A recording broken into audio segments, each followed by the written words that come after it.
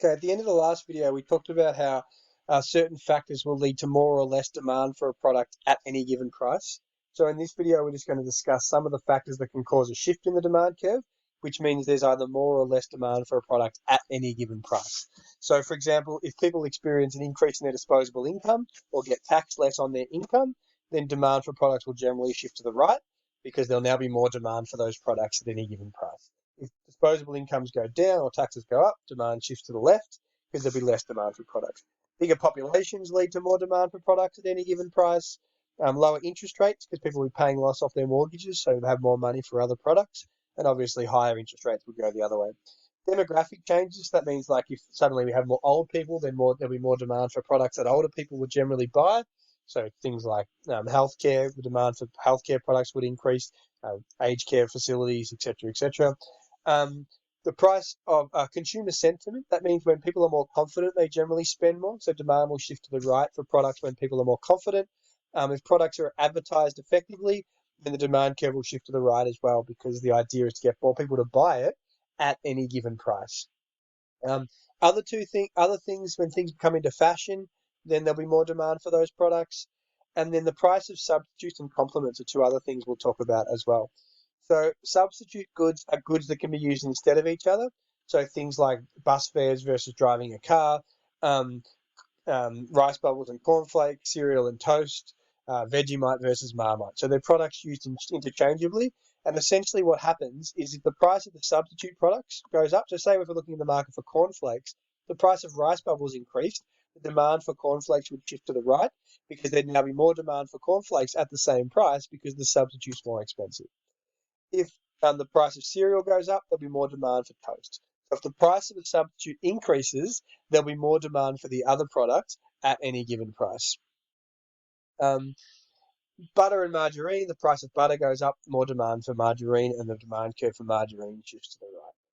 In terms of complementary products, hot dogs and hot dog buns. So we're looking at products that are used together rather than used instead of each other. So if the price of hot dogs increases, then there'll be less demand for hot dog buns, because the argument is less people will buy hot dogs to eat in bread. So there'd be less demand if the price of hot dogs went up. If the price of tennis shoes increased, then there'd be less demand for laces. The price of new cars went up, then there might be less demand for wheels because less people would be buying cars. So if the price of a complement product goes up, there'll be less demand for the other one. Probably the easiest one is your printer and printer ink. If the price of printers goes up, less people will buy printers, so there would be more demand. There'd be less demand for printer ink. So in this question here, the shift in the whole demand curves from D1 to D2. So this is in the market for movie tickets. So D1 to D2 means there's now more demand at any given price. Which of the following would not cause more demand for movie tickets at any given price? So a rise in the price of video rentals, well, that's a substitute product. So now there'll be more demand for movie tickets at any given price. So that's correct. Successful advertising campaign by cinemas, more people would go to the movies at any given price. So the demand will shift to the right. And a blockbuster movie got released, more people would go, so there'd be more demand at any given price.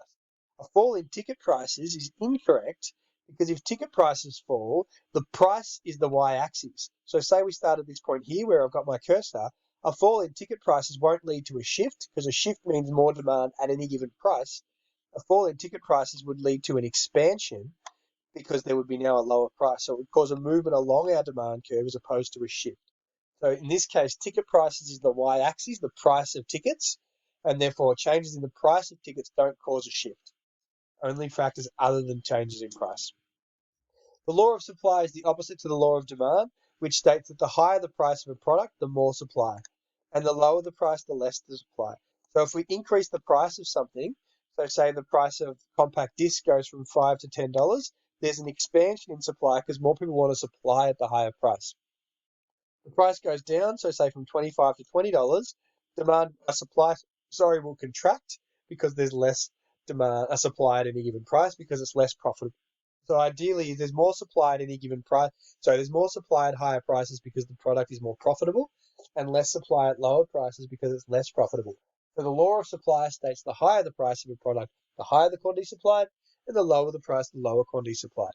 Expansions and contractions in supply are also caused by changes in price, but expansions now are caused by higher prices and contractions are caused by lower prices.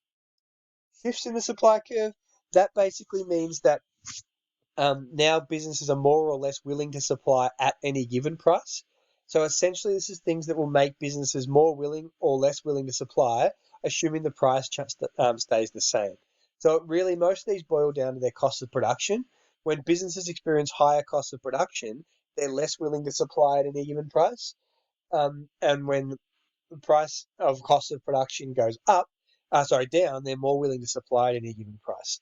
So things that would cause shifts in supply would be things like changes in capital costs, change in material costs, improvements in technology. If capital costs go down or material costs go down, businesses are more willing to supply. If there's an improvement in technology, then it costs less to produce, businesses are more willing to supply. Productivity goes up, businesses are more willing to supply because it costs them less to produce because they're generating more output per unit of input. So productivity is like how much you can produce per hour.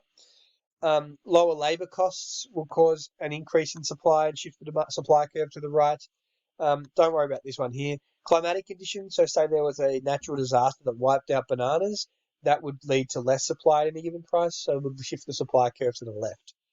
Um, Governments give subsidies to produce things that will lower their cost of production and shift the supply curve to the right because they're more willing to supply. Whereas taxes, if you put taxes on products, generally the producer pays the tax. So if they have to pay higher taxes to produce things, they're less willing to produce them and the supply curve would shift to the left. Okay. So in any given market, you've got the demand curve which slopes downwards because at the higher price there's less demand, and at a lower price there's more demand, and the supply curve which slopes upwards. A higher price means more supply, and a lower price means less supply. Okay. And the equilibrium price is the price where supply is equal to demand. Okay, so the demand and supply are equal. There's no shortage or surplus in the market. So what can happen in markets is the demand or the supply curve can actually shift. So what that means is now there's changes at any given price, and I'll explain that in the next video.